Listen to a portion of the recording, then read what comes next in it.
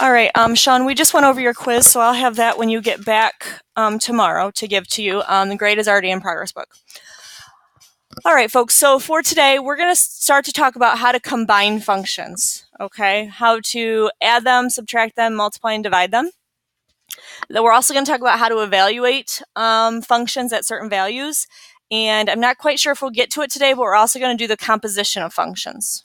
Okay, so today is basically going to be a throwback to Algebra 2, but then we're going to start talking about domains and ranges, and that's where we throw in some more complicated concepts. Now, forewarning, domain and ranges on that first test we took, not so great, right? Okay, so now we're adding something else to it, so we're really going to have to work hard to make sure we understand how these domains and ranges need to turn out. Okay, first of all, I have the sum of two functions. Well, what does sum mean to do? Add. So if I'm going to take two functions and I want to do the sum of them, you are literally just going to add them. Okay? You are literally just going to add them. When you add them, you can combine your like terms. If they are fractions, you're going to want to find common denominators and add them. Okay, but sum and difference are pretty self-explanatory. If I want to find the difference of two functions, you are just going to subtract them. Please make sure you do them in the proper order because you know that the difference is not commutative, meaning I can't switch the order. Okay, it needs to be in the correct order that they're asking you to subtract. Same is true for the product. If I'm going to take and I want the product of two functions, you are simply going to multiply them, making sure that you combine, reduce everything that you can with those functions. Now, I'm sure you can guess that the quotient is where it gets a little bit sticky, okay, because the quotient is where we divide them. So if I want to find the quotient of two functions, we're kind of going to do the same thing where you divide them, but when we introduce division, we also introduce domain restrictions. Okay, you have to make sure that g of x is not going to be 0. Okay, if there is something where g of x is 0, that's a restriction on your domain. And gets even stickier yet when we talk about compositions. Okay, I don't know how much you remember about compositions. Compositions look like this. Does that notation ring a bell to you? Okay, that is read g of f of x. What that means is you're going to take the f function and you are inserting it into the g function. Okay, you take the f function and you insert it into the g function, and basically you're making a whole new function. You're composing them. And that's where domain really gets tricky. Okay, is when I take one function and insert it into another. Please remember that whichever function comes second is the one that gets inserted into the first. Okay, make sure you get that order correct. So my first few examples here, I'm going to give you the functions. I'm going to ask you to evaluate a few things, and we'll see how far we get here. Here's your first example. Up top, I give you two functions. I've given you an f of x and a g of x. One of them is, actually both of them are quadratic.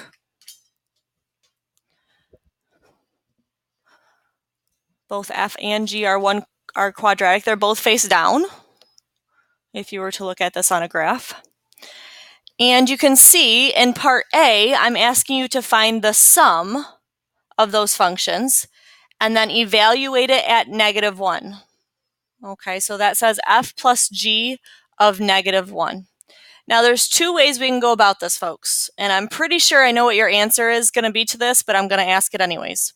You can either add the two functions as they are and then plug in -1, or you can plug in -1 to f, plug in -1 to g, and then add them.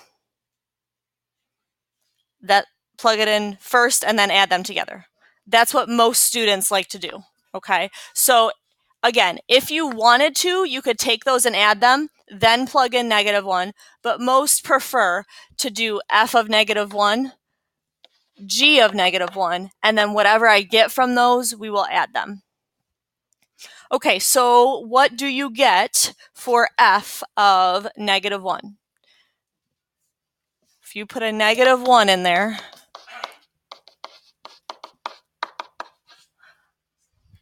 what do you get? 0.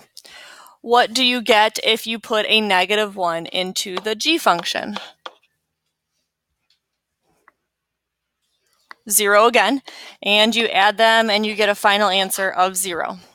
Easy enough. Okay, let's go ahead and do letter B then.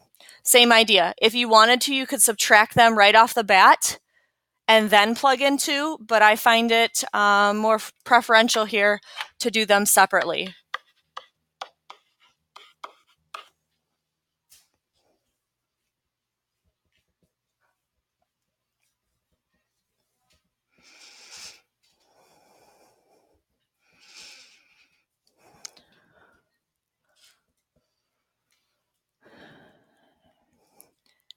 What kind of value are you getting for f of 2? Okay. What kind of value are we getting for g of 2? So when I subtract them, I again get 0. Now, I want to make sure we understand something here. These functions are quadratic, right? The two originals. Are there any domain restrictions on these quadratic functions? No, not at all. Okay, so makes things super easy for us as we go here. Let's do a product question. Same functions. Now I want the product of f and g at 1/2. So again, if you really wanted to, you could multiply them first and then put in 1/2, or we can do them separately and do f of 1/2, g of 1/2, and then multiply those products or those values. And again, all of this is super easy because there are no domain restrictions on f or g. These are smooth curved parabolas, no holes, no asymptotes, no jumps, nothing of that sort to make it interesting, I guess. What are you getting for f of 1/2?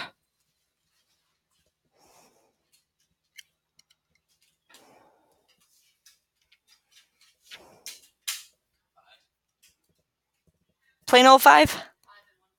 I am getting 5 1/4, yes.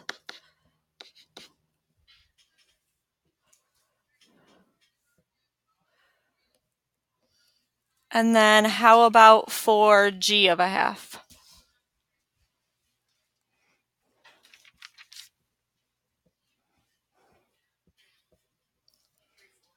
3/4 sounds good. Find the product of those two gives me a final answer of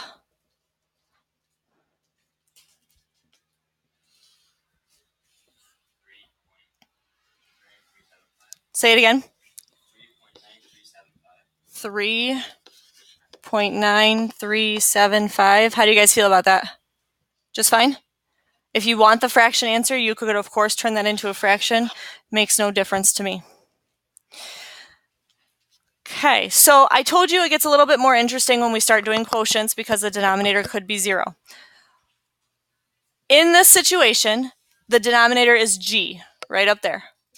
Okay, you need to ask yourself, the number that you're plugging in, will that make my denominator be 0? No. So we're just fine to go about this as usual. We'll find f of -3 and we'll divide it by g of -3. What is f of -3?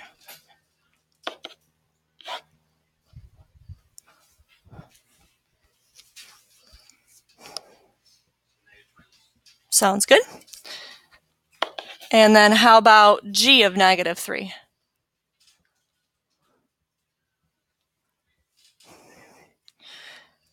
Divide those and you should get a positive 3 1/2. All right, folks, how we doing with just plugging in over the operations? Add, subtract, multiply, and divide. Just fine? Okay, so then we get into compositions. Okay, so we're taking one function and we're inserting it into another. Now notice I haven't changed my functions at all. They're still the same f and g functions up there. If you're going to read this, this says f of g of 1. Okay, so you also could write this, just so you're aware, this would be f of g of 1. That means the same thing, using that little circle symbol. What this means is I have to start at the inside. I have to find g of 1 first, and then whatever I get there will go into the f function. So what do you get if you plug in g of 1? Everybody good with 0? So I'm going to take this 0, and now I'm going to do f of 0, which gives you 5. So yes, you all have done this before, correct? Okay, awesome. Why don't you go ahead and try letter F there on your own? This can be rewritten with the circle symbol, which would look like that. So go ahead, let's see how you do.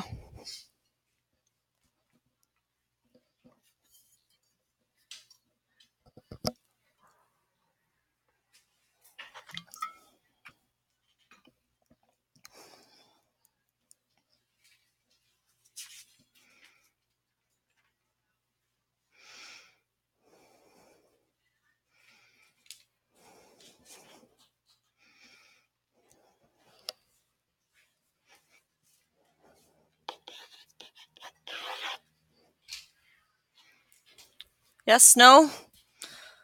Are you okay with that? Any issues here? Okay. What if I ask you to find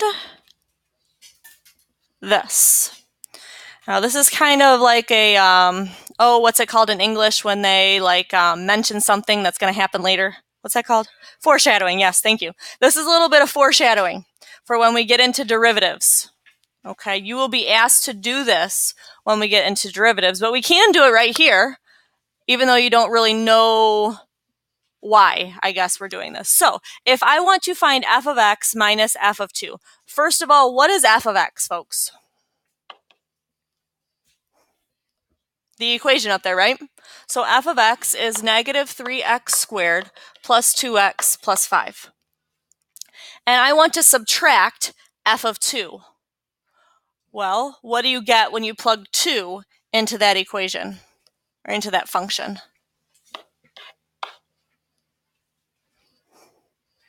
Negative 3. And this is all over x minus 2. Everybody all right there? Okay, well, in the numerator, you can combine those two constants. This gives me negative 3x squared plus 2x, and then that'll be a what, plus 8? Everybody all right there? And this is all over x minus 2. Now, my knee-jerk reaction is to factor that numerator to see if it can cancel out with the denominator. Okay, so go ahead. I guess I should ask you, is it your personal preference to take out the negative or leave the negative? Take it out. Okay, so if I factor out that negative, it looks like this. If I factor that trinomial, I'm hoping it cancels out with the x minus 2, correct? So I'm automatically going to try and make that happen. If that's x minus 2, I know this one has to start with a 3x. And if I want to end with an 8, folks, what does this value have to be here? That has to be a 4. And in fact, I want it to be a negative 4, don't I? And this is already a negative 2. So what symbol has to go here? Positive. Let's see if it works. I do get a 3x squared out front. I get a plus 4x in the middle. I get a minus 6x on the end, which does give me minus 2, and then that is minus 8. So it does reduce like we hoped it would. Your final answer here would be this. Or, of course, if you wanted to distribute that negative symbol, you could. So that's something that you're going to be asked to do a lot in coming months. That's actually the long way. You know how teachers usually work, right? We show you the long way first, and then we show you the shortcut that goes with it. Okay, so this will be the long way that we will be finding derivatives. So just a little bit of insight there. Okay, let's talk about two functions that are a little bit more interesting. Here's a new f and a new g.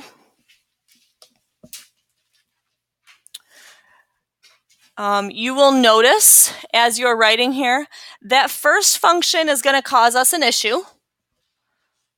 And I'm hoping you'll be able to tell me why. Second function is not very interesting at all. But then as you look at what I'm asking you to do with these functions, you will see I'm not asking you to plug in values. I'm just asking you to add them, subtract them, multiply, divide, and that how they are without plugging in values. So if I ask you to add these things, okay, I'm not plugging in any values. Okay. I think what I would like to do before I start doing these operations is have you tell me about the domain, because we are going to need that. So what is the domain of f? What's the domain of f? It is all real numbers, but x cannot be 1. Everybody all right with that domain? How about the domain of g? The domain of g is all real numbers. What kind of function is that, guys? It is linear. Okay, so when I'm adding them, if I add them, will I be introducing any new restrictions? Will I be creating anything else that poses us a problem if I just add them together? Not at all. So I'm going to go ahead and show that addition. And it will look like this. And I'm going to ask you to find your common denominators and put them together. So what is the common denominator going to be? Okay, now I want you to notice here, this is 2 terms. Is everybody okay with that? Are you sure? I don't have any parentheses that's keeping them together. Actually, I'm curious if I could just do it as 1.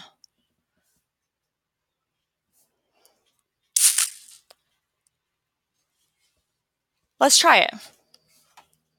I know for sure if you do them separately, everything's gonna work out just fine. But let's try it. Let's see if we can do it just as 1, like that. And you told me my LCD is gonna be x minus 1. So what does this thing need to be multiplied by? So this whole thing needs multiplied by x minus 1. So what do I need to do with that? What am I going to do with these 2 binomials being multiplied together? I'm going to FOIL it, right? Okay, so I have a 2 from that first portion. If I FOIL this, I get x squared minus 2x plus 1, and this is all over x minus 1. Any issues with finding common denominators there? And this is going to work out just fine for us doing it all as 1. So if I combine my like terms, I get x squared minus 2x plus 3 all over x minus 1. So this is the sum of those functions. Now I'll ask you, what is the domain of this? For what values of x are we allowed to use? Correct. Basically, when we're adding, you take the 2 original domains and you just put them together. The domain here is all real numbers except for x cannot be 1. Okay, so let's go ahead and do the product of these 2 now. If I do the product of these, it looks like that. How do I multiply them? How do I multiply fractions? That's if I want to reduce them or cross multiply. How do I just straight up multiply them? Across the top and across the bottom. Okay, so this is over 1. If I multiply across the top, I get that. If you wanted to leave it like this, that would be okay. because the denominator is just going to be x minus 1. Everybody doing all right there? And now can I reduce this? Yes, I can. And I just get a 2. So that is the product of those two functions. What about the domain? If I multiply them, did I introduce any new restrictions? Nope, I didn't create any new denominators, any new wholes. The denominator here is the same as the denominator up there, right? So my domain is still the same. It is all real numbers, except for x cannot be 1. Okay, and let's look at the division of these two things, the quotient. If I divide them, I'm going to take the f function and basically divide it by the b function, or the g function. Looks like that. Like that. Doesn't look too great. How do I divide this to make it look a little better? Okay, so this is really 2 over x minus 1. The reciprocal of this, put it over 1, flip it upside down. Looks like that. Now this is multiplying, so we're going to multiply straight across the top, straight across the bottom. So I ask you, if this is my quotient, what's the domain? Did I introduce any new restrictions? Any new values that x cannot be? Same denominator, really, isn't it? The same thing is going to make that denominator be 0. So it's still all real numbers, except for x cannot be 1. All right, any questions there? Well, it could, because it just so happened that here I was dividing by the same thing that was in the denominator there. If that was an x plus 1, we would have a new restriction. Okay. Amanda, did you have a question? For h, like before we did this, so would there be like a domain on that one? Which one am I looking at here, kiddo? H is back of the... This one here? Yeah. Would it be like a domain of 2? It can't be 2. Cannot be 2. Yep. Okay, so I believe that's all of those. Okay, how am I doing on time here? We're doing okay. Let's take a look at these functions.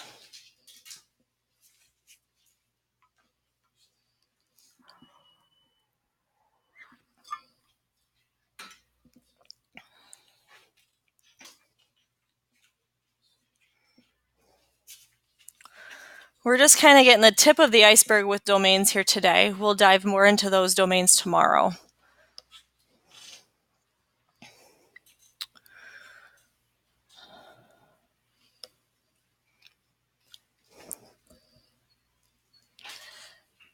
Okay, so square root functions. Do square root functions have domain issues? Yes, cannot be negative underneath there. Now the first one, you probably can tell me what the domain of that is without doing it algebraically. Can you tell me what values of t are okay for that square root? Greater than 2. So what if I put a 3 in there?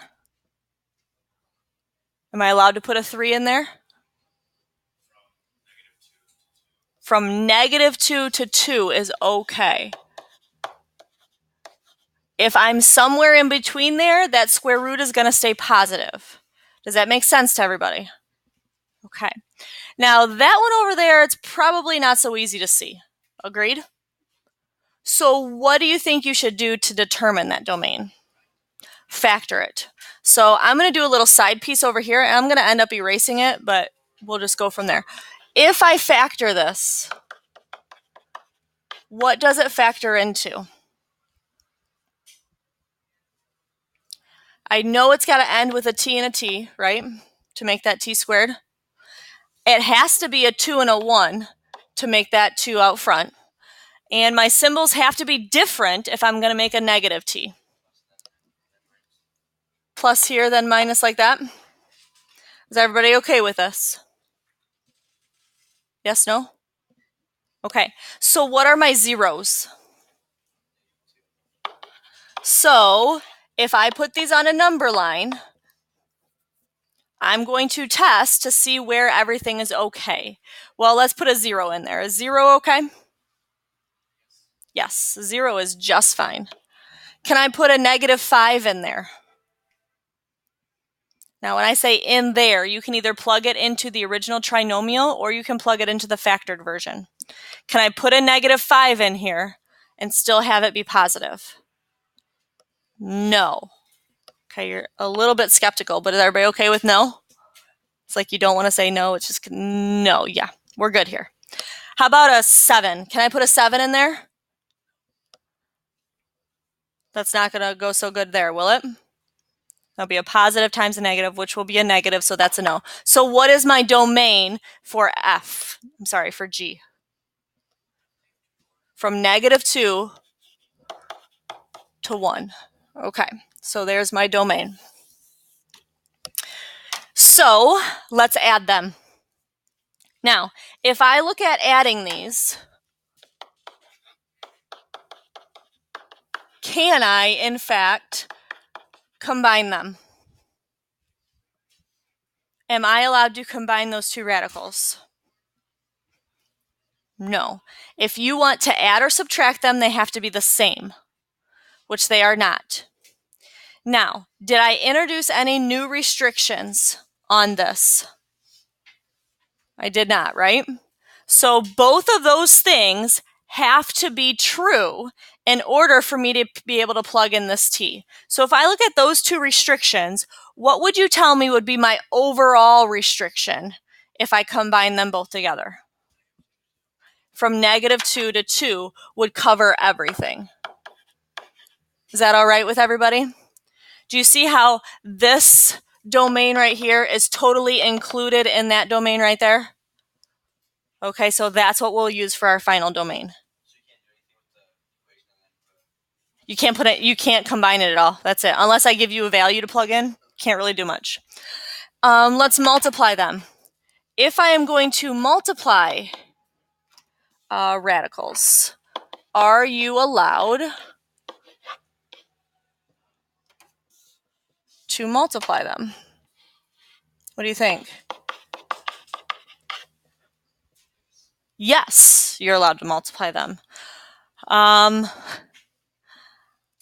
I don't know that it's really worth doing much here.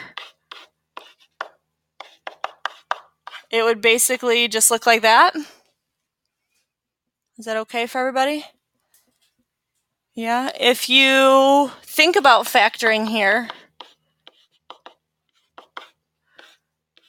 what was this one? Was it plus t, then minus t, like that? If you are so inclined to factor this, you possibly might be able to, like, see these two are the same, right? Does everybody see that? So you could say 2 plus t squared.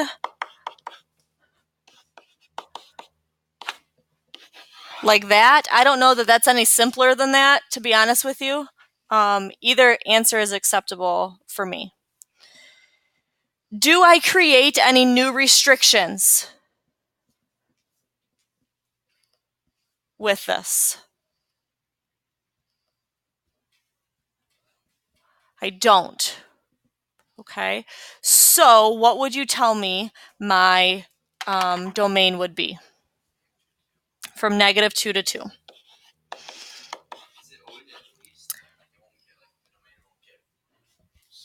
The domain could get smaller. Yes, and that's what I'm going to talk about right now. It's a great segue. So my question to you is, if this is my domain, you're telling me that I'm allowed to plug in 2 into both of these functions, correct? Would you agree with that?